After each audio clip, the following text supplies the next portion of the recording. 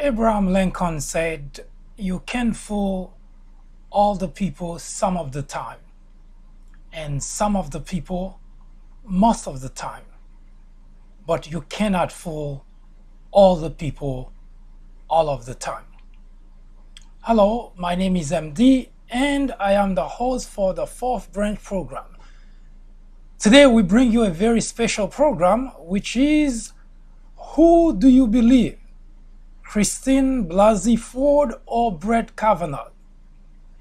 This is what the nomination of Brett Kavanaugh to the Supreme Court result to at this point.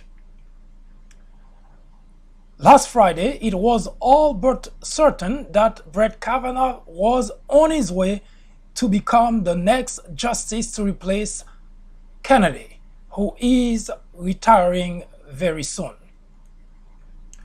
However, a letter that was held in the hands of Dianne Feinstein, released to FBI, and made its way to Brett Kavanaugh's file at the White House, changed the whole dynamic of the story. Christine Blasey Ford, who is a 51-year-old, a professor at a university in California, has accused Brett Kavanaugh of sexually assaulting her when she was just 15 years old. At that time, Brett Kavanaugh was 17 years old at a party. Since then, the fight has turned not on the merit of Brett Kavanaugh, but rather on whether he is fit to serve on the Supreme Court. This is where we are at. Republicans have rallied together to stand behind Brett Kavanaugh as the next nominee. Democrat, as it was from the very beginning, were always against Brett Kavanaugh for the simple reason that he has made his stand on a number of topics, on a number of issues. Roe versus Wade, which is one of the most important topics that Democrats seem to be very concerned about. And when that particular news came out that Mr. Kavanaugh may have assaulted Christine Blasey Ford, it is without doubt that Democrats welcome that piece of news as probably a way to derail that nomination. Republicans, on the other hand, do not see any way out of the situation but to forge ahead and nominate Brett Kavanaugh. The Republicans have two major issues at hand. One, it is widely expected that they will lose at least one of the houses. And there is even a possibility that they may lose both. So they know not to have that nomination now simply means that Brett Kavanaugh not only will not sit on the bench, but it will be very difficult to put another quote-unquote conservative on the bench. I put it in quote, that's another story, because the idea of labeling anyone conservative is simply a label that I don't think any one of the individual in the Republican Party deserve to use those type of label. Nevertheless, so the question becomes, who do you believe? Orrin Hatch, before even having any information about Christine, before even knowing what she is about, already dismiss her as a mixed up woman. Needless to say, this is very disturbing. I had written a number of articles, especially in regards to the Republican Party being a party, a haven for racists, and of course that includes all the other topics such as gender, etc., that Republicans have always proven to be very much on the other side of the spectrum. Now, this is not to say there is no exception, but in general, whenever a topic on the issue of race, gender comes in, it is pretty certain that Republicans will always stand on the wrong side of history. And so, Orrin Hatch wasn't the only one.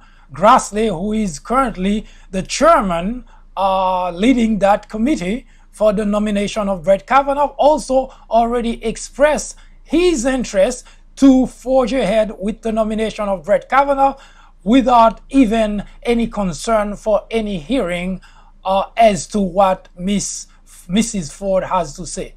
In fact, just today, earlier, a tweet by Grassley already suggests that the nomination will go forward regardless of hearing.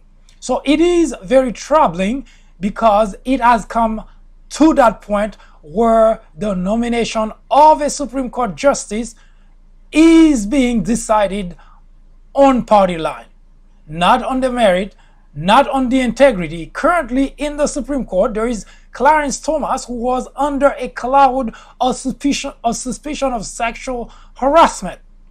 Now, Republicans at it again want to put another individual, this time a most likely someone who is allegedly assaulted a woman, want to put that individual on the Supreme Court. It seems that every so often, Republicans are working very hard to make certain that every individual that they put on the Supreme Court fit that kind of description.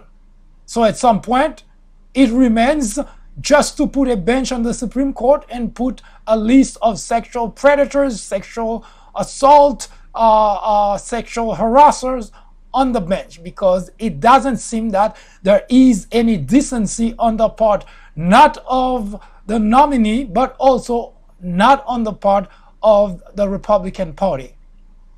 It is very troubling for the simple reason that it is no longer an issue that Republicans are concerned about. Now, we must admit that at this point in our history, neither the executive branch nor the legislative branch are trusted, because most people, most elected officials on both parties have proven to be not on the side of the people of the United States. And the only branch which still enjoy a little bit of trust from the public is the judiciary branch, which is the Supreme Court. Now, with the Republican having no qualm putting anybody with any type of stand, any type of issue, with no decency on the Supreme Court, it is just a matter of time before the Supreme Court becomes just another branch of the government that nobody in the country trusts to do anything on behalf of this great country. If it is up to the Republican, it is conclusive that the country can become as trashy as any other dictatorship or any other country, third world country. Because as far as they are concerned, to put the party first seems to be the priority. Who do you believe? Does it matter? Should it matter? What if you don't care?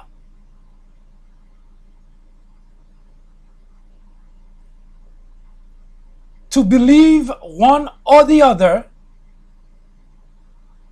should not be a point of reference to decide whether Brett Kavanaugh should be on the Supreme Court. It is very rare that a woman would make an accusation which has no basis whatsoever. Much less so Christine Blasey Ford, which it is already determined that she has nothing to gain by accusing Brett Kavanaugh. Is she crazy? Is she on drugs? Is she mistaken? Is she mixed up, as Orrin Hatch has said?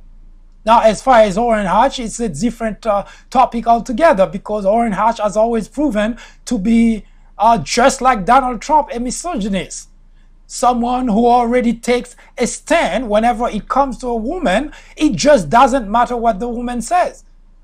So the woman's words never matters to Orrin Hatch. And this is a shame that the Republican Party has those type of people who are leaders of the party. But in general,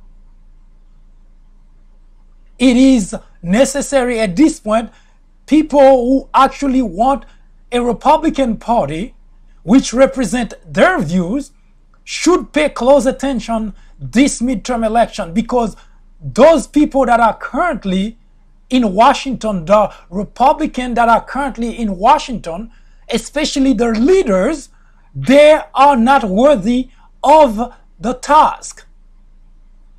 They are being paid by the taxpayers, and yet they cannot figure out that the primary purpose of their job is to the country, not to a political party. And much less so today, when we have a executive branch running amok. So it is extremely important. It is even urgent at this point in our history for Republicans who actually care about the country to make certain that those people do not stay in Washington any longer. Because not only do they not represent the value of the Republican Party, but they also selfish, self-serving, and they are not doing anything whatsoever to benefit the country as a whole. So it is time that the Republican constituents work to kick all of those people out of Washington. Because the country is at an impasse, which, if it's not corrected, the future generation will not have a country to live in, to call a free country. The future generation will not have the country that we've had for so long, with the freedom and the liberty that we've enjoyed, because the country will no longer be that beacon in the hill. It will be just another country, not the beacon of freedom.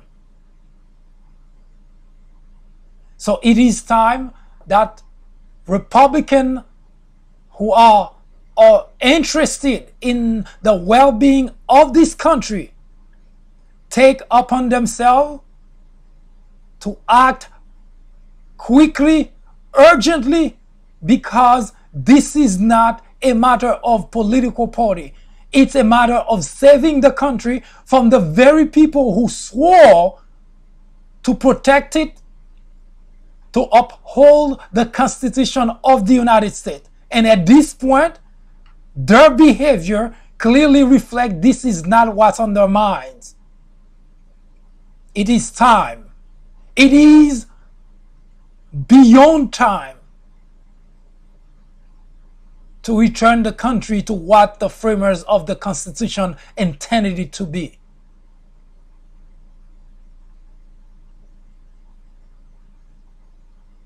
Who do you believe? Brett Kavanaugh? Christine Blasey Ford? Who do you trust to tell you the truth? Does it matter at all? Should it matter? The answer when we return.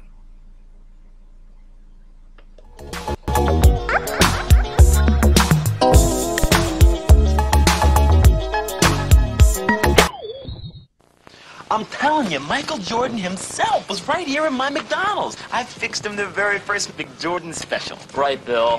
I did. I took a quarter pound of pure beef, smoked bacon, cheese, and some of my favorite barbecue sauce, and I named it the McJordan special.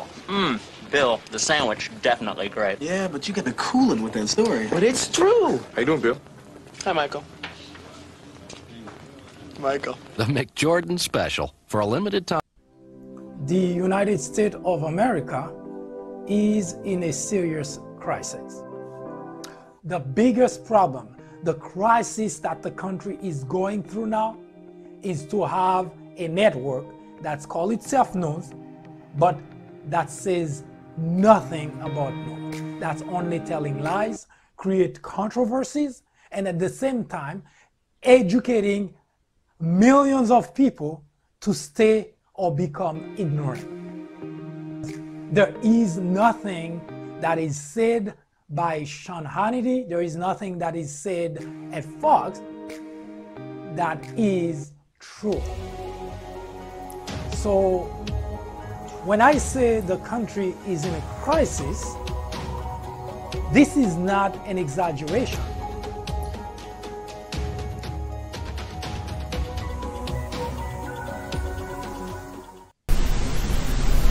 Donald Trump is wrong to call the media the enemy of the country. Adolf Hitler did exactly the same thing in 1933. Journalists are not in the business of fairness. Our business, our only business, is to be objective. It is our duty to hold Trump and every administration accountable. Today, it is urgent, it is necessary, it is critical. Our very freedom depends on it. Wayfair, you've got just what I need. Everything from my home, you got it for me. I never see selection quite like this. Every color and size in my mind. They got every single thing on my list. And with 70% off, who knows what I'll find. Wayfair, you've got just what I need. Everything from my home, you got it for me. Wayfair, and the shipping was free. Now my home's the home I want. From all of us at Wayfair, find what you need today.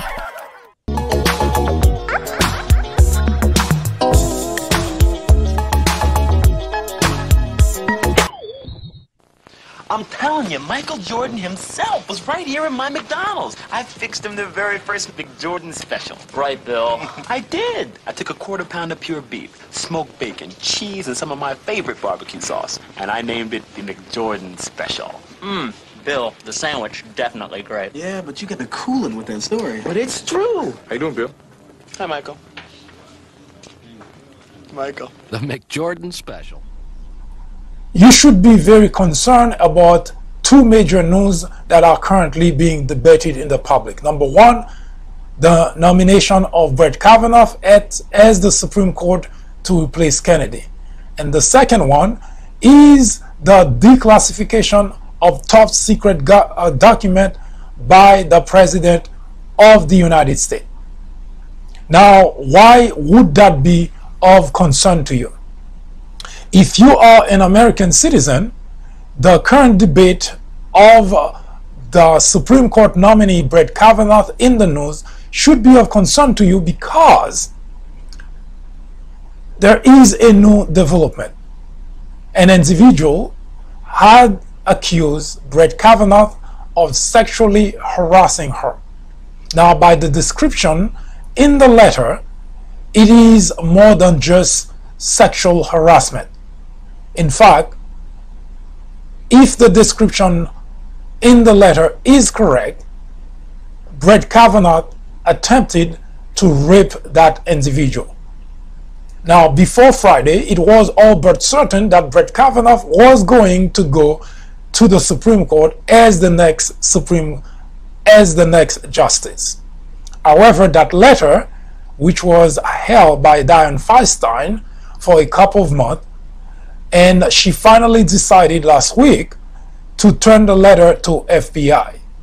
And of course, FBI in turn just inserted the letter into Brett Kavanaugh's files at the White House. Now, once that was done, the information was leaked to the public. So we are very certain that the information was leaked by the White House. And the reason that we are that certain is because the letter was in Dianne Feinstein's possession for 2 months and nobody was aware of it. And as soon as the letter was turned into FBI, who in turn put it in Brett Kavanaugh's file at the White House, before anyone could blink, the information was leaked to the media. Now, it is almost certain that the information was leaked in order to damage the character of the individual who claimed that she was sexually assaulted by Brett Kavanaugh. By Saturday night, her name was revealed as Christine Blasey Ford. She is 51 years old, a professor at a university in California. And by Sunday, all hell broke loose. Republicans were pushing back, thinking that Democrats must have used that as a ploy to derail Brett Kavanaugh's nomination.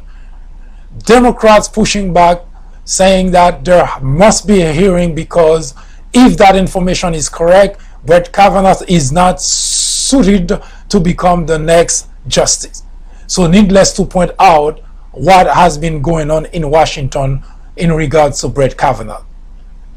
But our focus is not so much in the story that it is in the debate that's currently going on between Democrats and Republicans trying to push Kavanaugh into the Supreme Court or preventing Kavanaugh from getting into the Supreme Court. Our system of government comprises 3 equal branches: the executive branch, the legislative branch, and the judiciary branch, which is where Brett Kavanaugh is heading. And the legislative branch, it is the Congress and the Senate who made the legislative branch. And of course, the executive branch is the presidency of the United States. Now, the problem should be of concern to any American. And the reason for that is because for the longest, it has been almost accepted that both the executive branch and the legislative branch are very much involved in politics.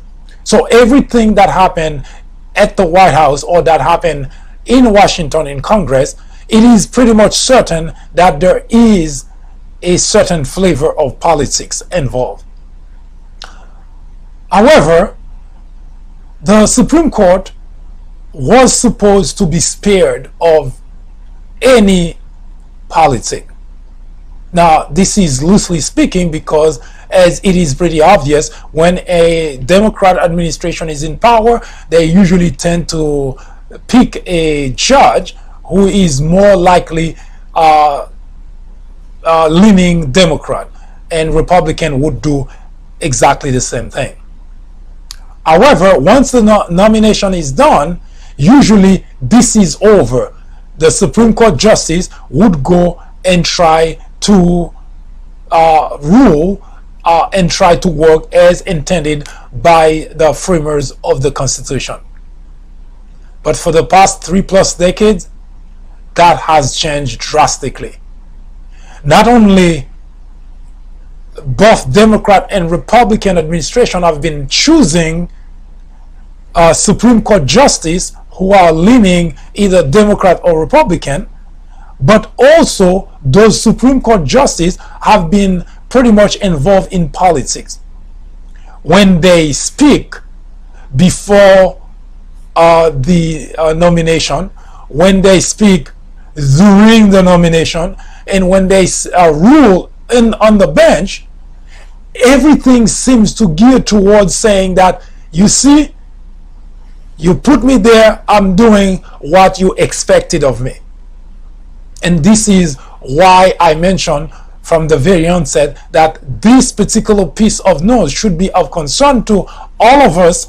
And the reason for that is because the judiciary branch is not supposed to be doing anything that even has the hint that it's being done in order to support one party or the other. And the minute that it starts happening, now we start losing trust in that branch of our government. And remember, both the presidency and the legislative branch, there is not much trust in those two branches of the government, because we know individuals who go through those two branches of the government, they tend to be crooks, liars, cheaters. And now the only branch which is left that has a certain level of trust, which at times it gets on our nerve because of the way that they rule.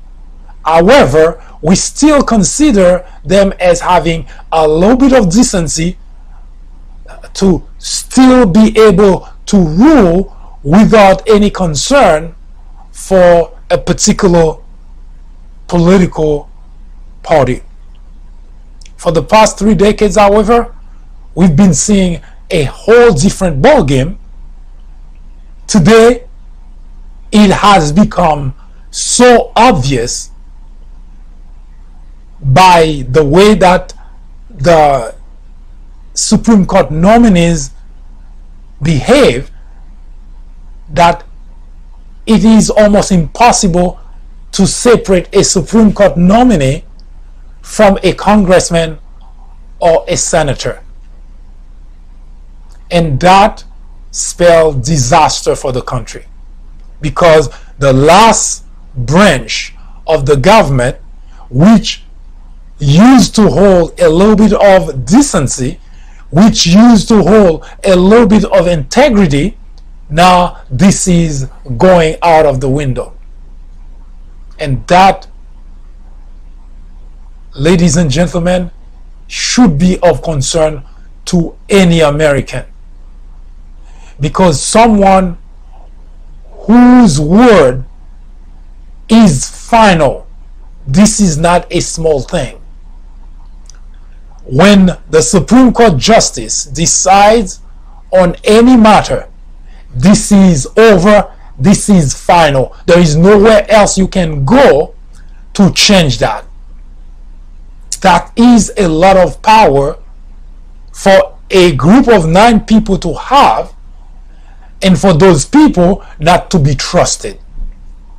And as it stands today, we already have issues with the Supreme Court, because every time that the Supreme Court decides on any matter, it seems that, at least for the past decade or so, decisions have been made based on party affiliation.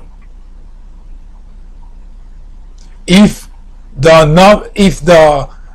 Supreme Court, if the justice was nominated by a Democrat, there is a greater likelihood that justice on the court is going to rule most of the time based on Democrat Party, Republican Party, vice versa.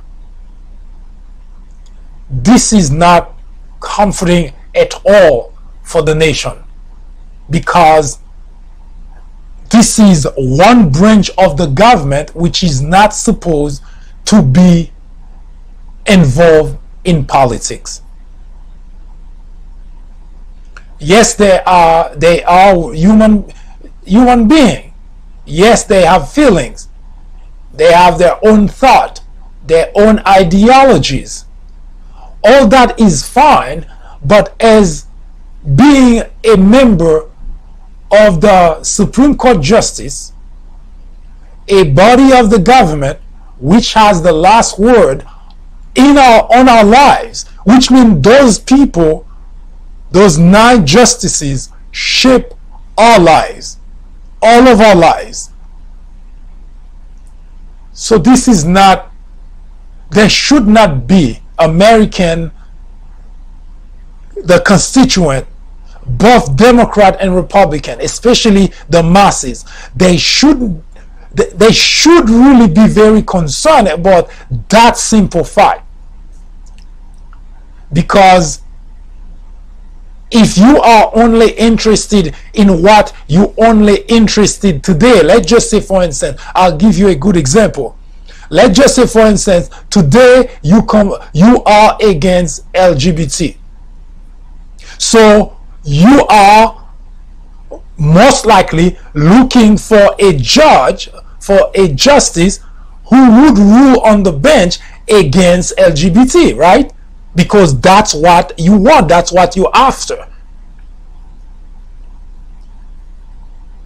It is actually very bad for anyone to want a justice to rule against a group just because you happen not to share the ideology or the lifestyle of that group. And I can give you tons of examples that clearly show when we behave that way, we actually hurt the nation in very big ways. How so, you ask? I'll give you an example that should be very easy to understand.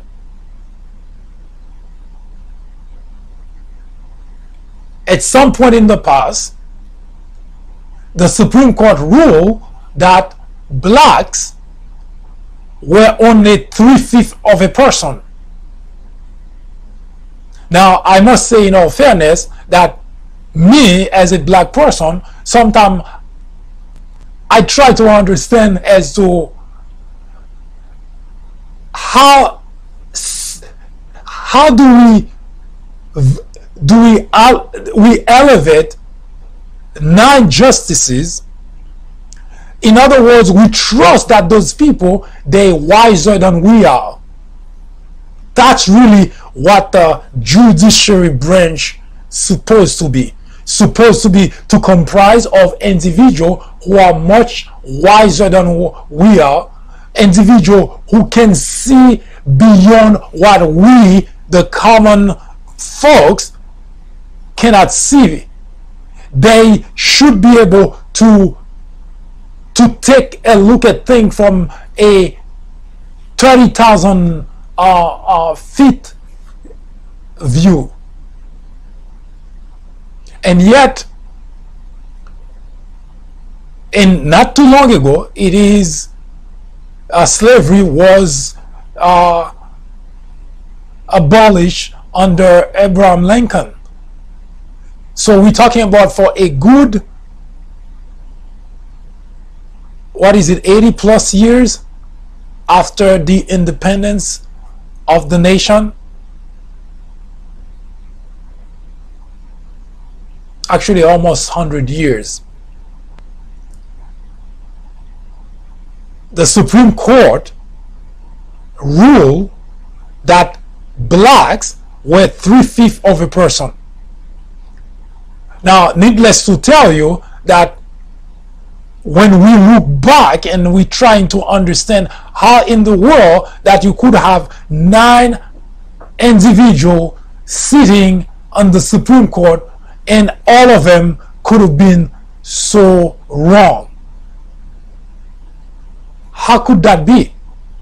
This is, science has always provided enough information for at least individuals who are supposed to be that smart or at that level should be able to use those information and rule accordingly. Now, my example is to prove a very the very point that when you appoint justices based on what you, the individual, wants, then on the bench the justices rule based on those on the party that put them on the bench. So that was pretty much the same thing at that time. The party that put the justices on the bench believed, because if you remember, in the South there were a lot of black owners, so they believed that it is okay, slavery is okay, was okay. So they wanted justices who would support that. So they put that kind of pressure on the politician at that time, who in turn nominated justices who rule on the bench as the political party wanted. So that's always bad. Whenever you're making decision about that particular body of the government and it is based on your narrow-minded view of the world, then you're not only doing damage to that group, but you're also doing greater damage to the nation.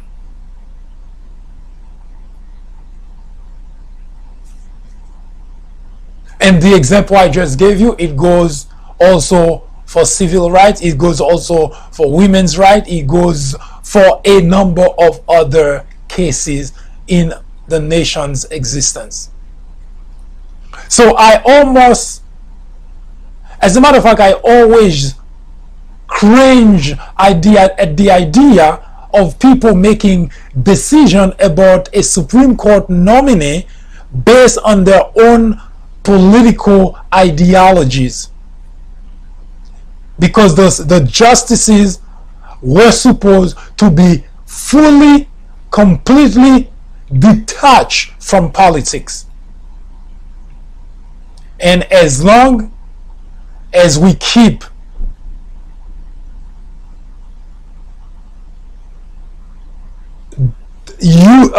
choosing Supreme Court justice based on that type of ideology, all we're doing is we're taking the country further and further back.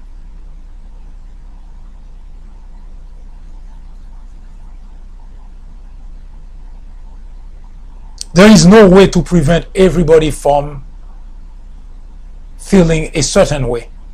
There is no way to say that you shouldn't feel a certain way. And there is no reason for me to.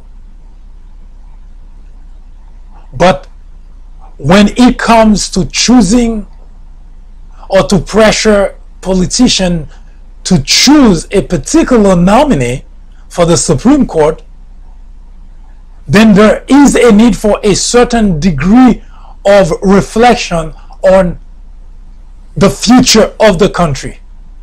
And when I say the future of the country, and I'm not talking about, I'm not referring to an abstract idea here, because your kids, your grandkids, your great-grandkids, yes, you may not be around, but your decision today, what you decide to do today, whatever you decide, will impact your kids and your grandkids tomorrow. We know today that a number of individuals who would swear up and down they hate LGBT, they hate homosexuality, only to find out a member of their family is actually in that group that they hate that much. So you pick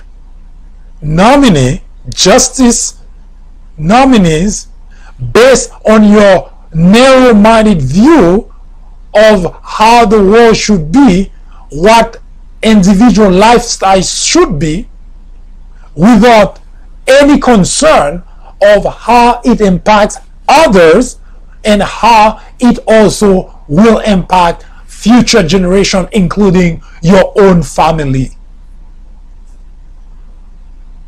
Example, Dick Cheney. I remember very clearly when George W. Bush was campaigning for the presidency of the United States during a debate, he made very clear where he stood.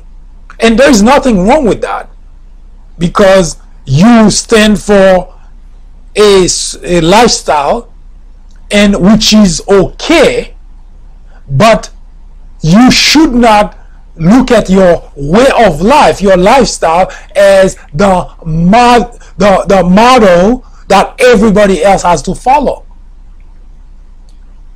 And as I mentioned earlier, it is throughout history there are tons of examples when individuals of a particular group try to force their ideas, their ideology, their lifestyle on others, only to find out that not only the other lifestyle could be equally as good or better than the lifestyle that they have, and a lifestyle that they're trying to get rid of.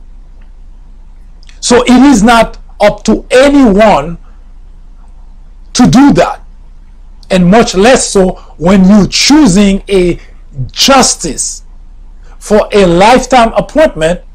That particular mindset should not be part of the equation, because as much as that might please you, as much as you might want to cry victory when you succeed, your victory is only a very short lifespan.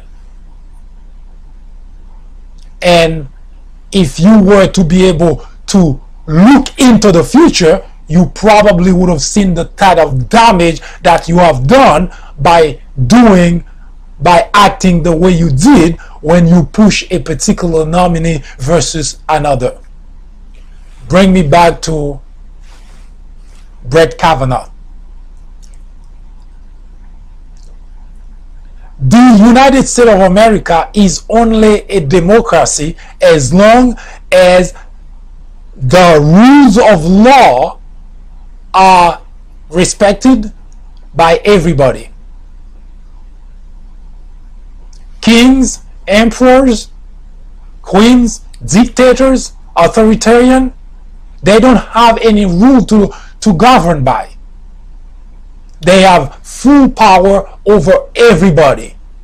They do not answer to anybody. That's the way it was before the world got rid of kings and queens. Yes, England still have a queen, but it's a whole different system because the queen doesn't run the country anymore. It's still a figure, a royal figure, but without the damage that kings and queens and emperors used to infringe on people. So those are the people who do not answer to anybody. America was structured as a republic with a system, a democratic system. So it's not a kingdom, it's not a dictatorship, it's not authoritarianism. But Brett Kavanaugh believed that the president should not have to answer to the rule of law.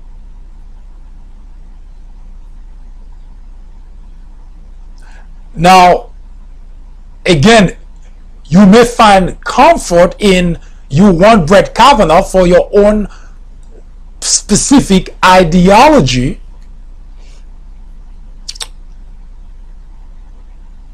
without making any reflection as to what the long-term consequences that Brett Kavanaugh represent for the United States of America. It is actually extremely scary, especially to hear a judge, someone who's going to have the last word on our lives, for that individual to believe. He wrote about it, he talked about it, he gave speech about it, that the President of the United States should not have to bend to the rule of law. I can tell you, Democrat or Republican, that should scare the hell out of you. Because any one individual on the street can say that, and that would not bother me, because everybody can say, this is exactly the point I'm trying to make. This is the United States of America. It's a republic. We have a democratic system. Anybody, we have freedom of speech, freedom of expression. Anybody and everybody can say anything that they so wish. But someone who's going to sit on the Supreme Court, who's going to rule for a very long time on our lives, saying today that the president doesn't have to answer to any rule. Now, you may like the idea because maybe Donald Trump is your president. Donald Trump is the person you supported. What happened when it's no longer Donald Trump? Have you thought about that? Now, the reason it may sound good to you is because you have such a narrow view of things. You're only looking at today. But what happened when it's no longer Donald Trump?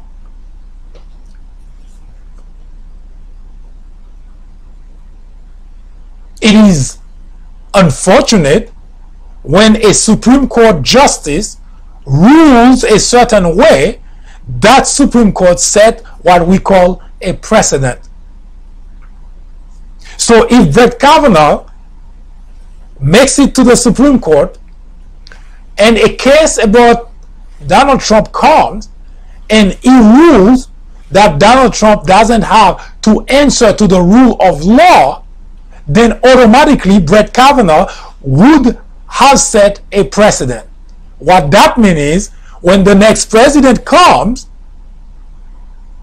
they cannot rule differently for the next president, because there is a precedent that says, according to the Supreme Court, the president does not have to answer to the rule of law.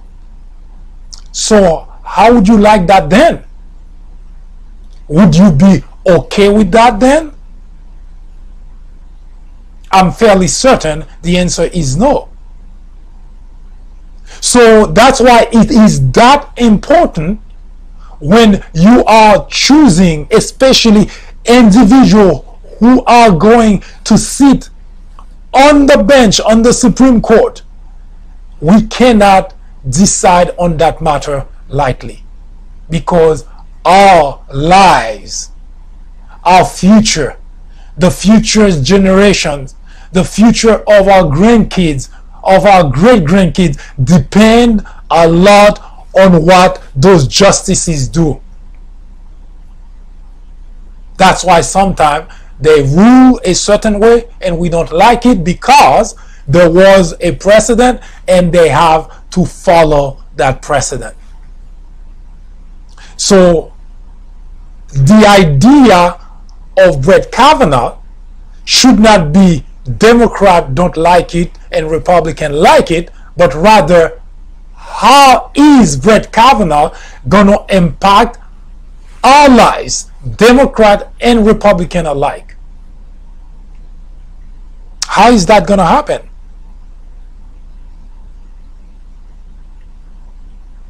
Now, if you believe and you can see the importance on not letting drastic changes like that impact the future of the country, that is, if you are concerned about the future of the country, because all that I'm saying may have no value to you, because if you are not concerned about the country, if you couldn't care less about the future generation, then all you're hearing is gibberish. But if you are an American citizen and a patriot, someone who is concerned, who is interested in the future of your children, of your grandchildren, this is not a matter you can take lightly, and this is not a matter you should just run through, because it is that important.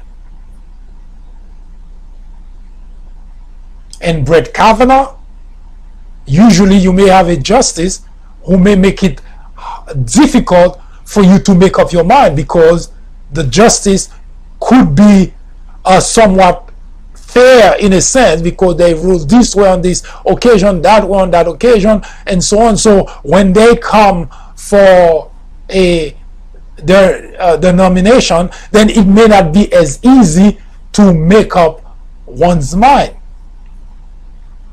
But Brett Kavanaugh doesn't give that kind of problem. He has been very consistent as to where he stands.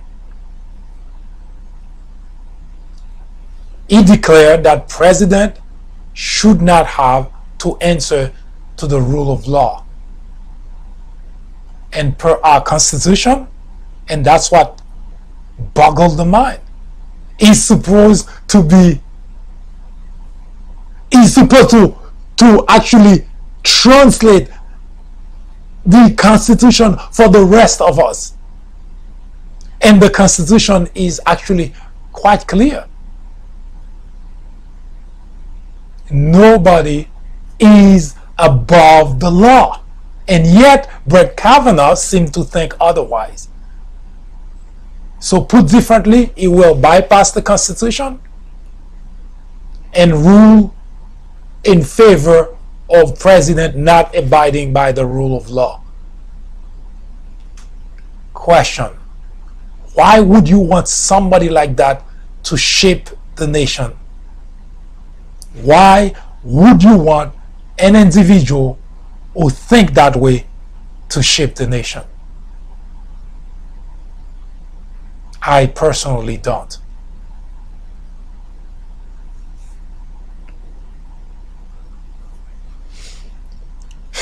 I'll be right back. Ignorance, they say, is the biggest threat to any democracy. Indeed, it is. Plato, a Greek philosopher born in 427 BC, said that ignorance is the root and stem of all evil. Today, members in the Republican Party wear ignorance as a badge of honor, while the rest of the country watch powerless the destruction of a country which was once the envy of the world. The media is the enemy of the country, said Donald Trump. The Democrat legislators are obstructionists for not going along with everything the president wants. The Department of Justice is biased for investigating corruption in the Trump administration. This is the United States of America. Any question? One answer is located on the People Branch website, link of which is provided below.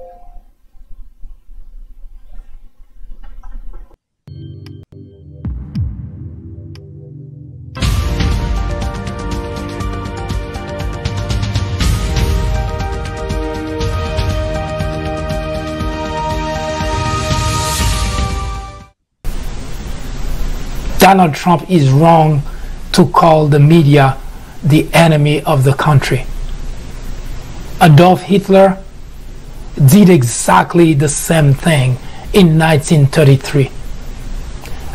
Journalists are not in the business of fairness. Our business, our only business, is to be objective. It is our duty to hold Trump and every administration accountable. Today, it is urgent, it is necessary, it is critical. Our very freedom depends on it. Ignorance, they say, is the biggest threat to any democracy. Indeed, it is. Plato, a Greek philosopher born in 427 BC, said that ignorance is the root and stem of all evil. Today, members in the Republican Party wear ignorance as a badge of honor, while the rest of the country watch powerless the destruction of a country which was once the envy of the world. The media is the enemy of the country, said Donald Trump. The Democrat legislators are obstructionists for not going along with everything the president wants. The Department of Justice is biased for investigating corruption in the Trump administration. This is the United States of America. Any question? One answer is located on the People Branch website, link of which is provided below.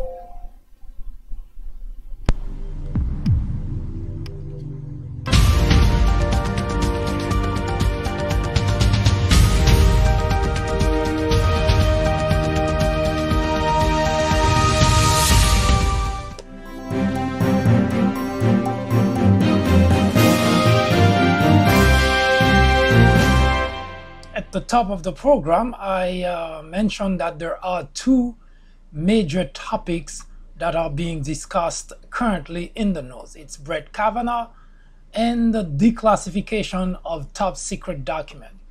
We just discussed with you the Brett Kavanaugh case. We will bring you tomorrow at this time the declassification of top secret document. And it is as important as the nomination of Brett Kavanaugh into the Supreme Court. And the reason those two topics are that important is because obviously the nomination of an individual into the Supreme Court for a lifetime appointment is not something to take lightly, because it is going to impact our lives today, tomorrow, the lives of our children and our grandchildren and our great-grandchildren. And the declassification of top secret documents actually threaten to our national security. And it has never happened before. For 200 plus years, 44 presidents ago, that has never happened. Now, why is it happening? And what is the point of that?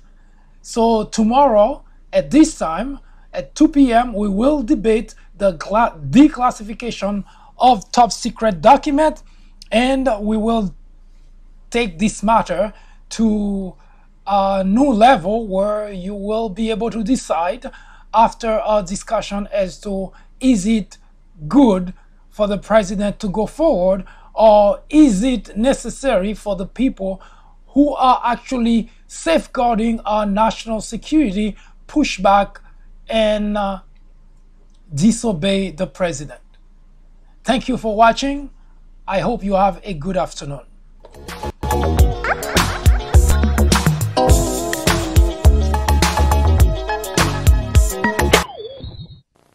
I'm telling you, Michael Jordan himself was right here in my McDonald's. I fixed him the very first McJordan special. Right, Bill. I did. I took a quarter-pound of pure beef, smoked bacon, cheese, and some of my favorite barbecue sauce, and I named it the McJordan Special.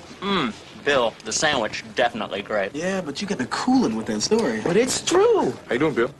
Hi, Michael. Michael. The McJordan Special for a limited time.